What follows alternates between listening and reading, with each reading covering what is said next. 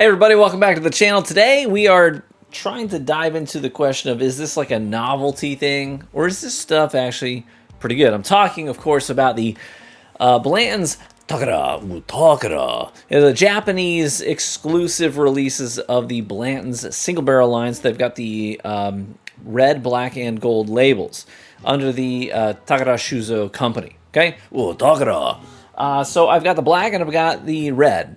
And so we'll dive into these today because I know that there's a lot of hype in the US specifically. These have a lot of like trading power because they're kind of like, I guess, collector's items among the, the Buffalo Trace enthusiasts out there. And God knows I've got my fair share of Buffalo Trace stuff on my own shelf. But shout out to my Discord community, some very generous people helping me acquire stuff like this to give it a shot. So I appreciate that. But anyways, today we will dive into the Takara black and the Takara red, and we'll see how good they are.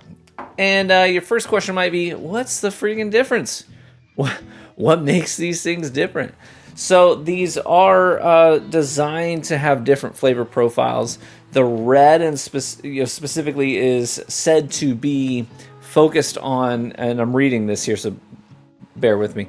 The focus is on added oak, fruit, and spice notes, while the black label is a lower proof, but more emphasis on mouthfeel, like oiliness, and on oak influence. So the goal here is to kind of have a different spin on the Blanton's staple profile. Maybe at the end of this, I'll do just a little hit from one of my Blanton's bottles and just kind of compare it just to see how different it actually is.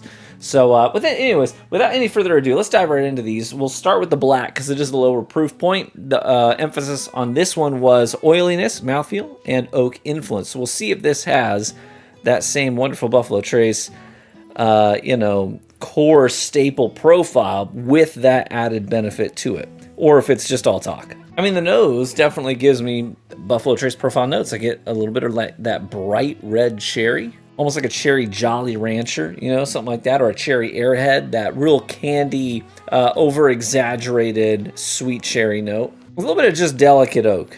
I don't know that I'd say there's a ton of oak influence on the nose. It doesn't nose like maybe a double oak, product, something like that. A little bit of delicate oak on here, and I would say maybe even just a hint of what I would say is kind of like a coffee cake kind of a vibe going on. Sweet bready components with a little bit of cinnamon and sugar streusel on top. That kind of a vibe going on. Well, let's try it. Cheers. Low proof point for sure. I mean, it's very crushable. It reminds me in a lot of ways of the Traveler bottle, but with, I'm going to say, it really does taste like a cherry Dum Dum. Like you're in the drive-thru depositing a check at the bank and they're like, you got any kids in the car? And you lie and you're like, I sure do. And they're like, cool. And they send a couple of Dum Dum suckers through the, comes down and you take it.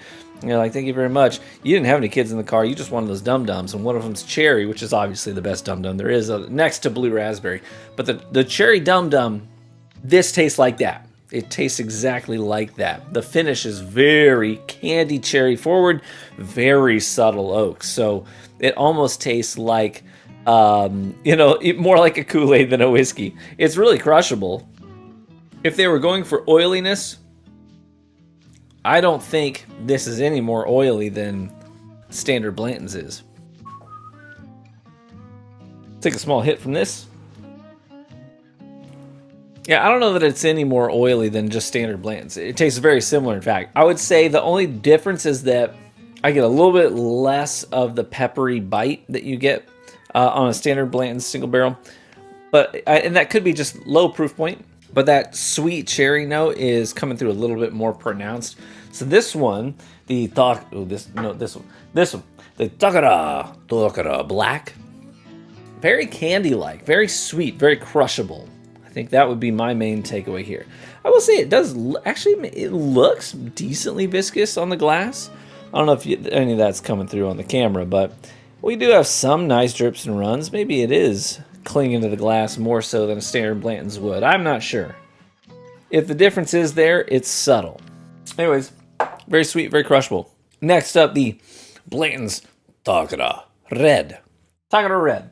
The general write-up on this is that it's rumored to be aged a little bit longer than standard Blanton's. I don't know if I believe that. I don't know that I believe that entirely. But what do I know? Focus on added oak, fruit, and spices.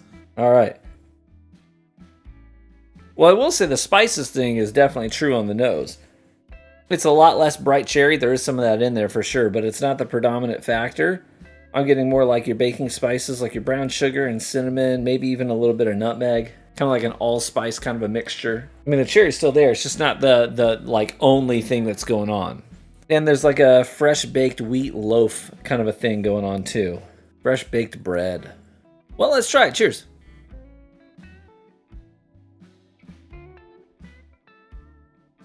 My initial impression was like, whoa, that's really watery.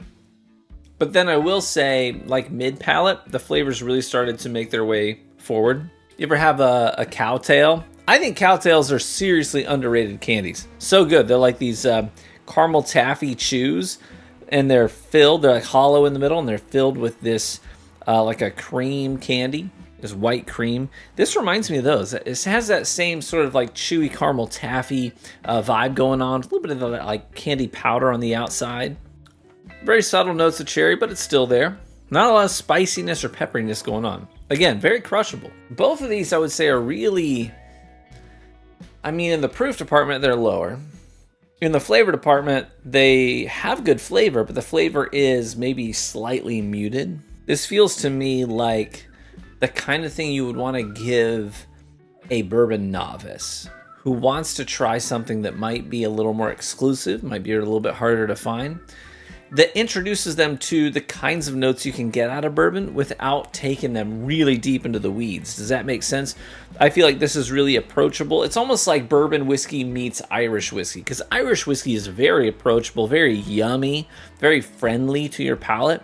This is like if bourbon was to take the same approach, where it was still distinctly bourbon, right? Still distinctly a corn spirit, but it wanted to kind of ease you into it. It wanted to make a really solid first impression where it's like, hey, I'm not like a regular mom, I'm like a cool mom, right? It's that whole thing. I'm not a regular bourbon, I'm like a cool bourbon, right? I'm just here to like ease my way into it. I'm easy to get along with, easy going.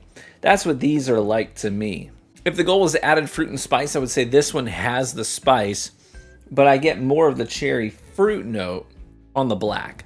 I guess if I had to pick a favorite, it would be the black, just because the black is just unabashedly really full sending on that cherry dum-dum vibe, and I really appreciate that.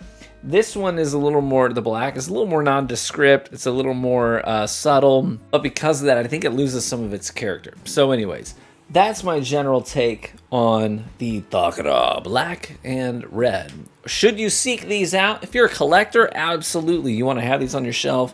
They're a great statement piece. Or if you like to wheel and deal, it's this kind of thing that you can take to a bottle share to really impress people as well. If you are the kind of person that's like, I really want to make sure that I get my money's worth out of my purchase, there might be better value picks out there. This really is sort of a collector's thing, I think. Its original intent was to be an on-ramp for people in Japan and overseas in general to be onboarded into appreciating bourbon whiskey. And I think it probably does that pretty well. And that's my general take on the Blanton's Takara Black and Red. Thank you so much for watching the video today. If you enjoyed it, let me know by leaving a like in the video, because that's the best free way to support the content right here on YouTube. And consider subscribing for even more whiskey content. I got plenty coming down the pipeline.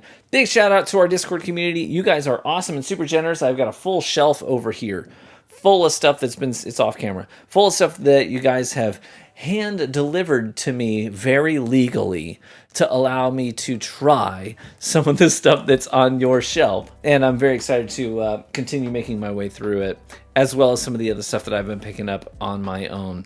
But with that, I say cheers, my friends. May you live richly and get better with age, and I hope to catch you in the next video. Bye-bye.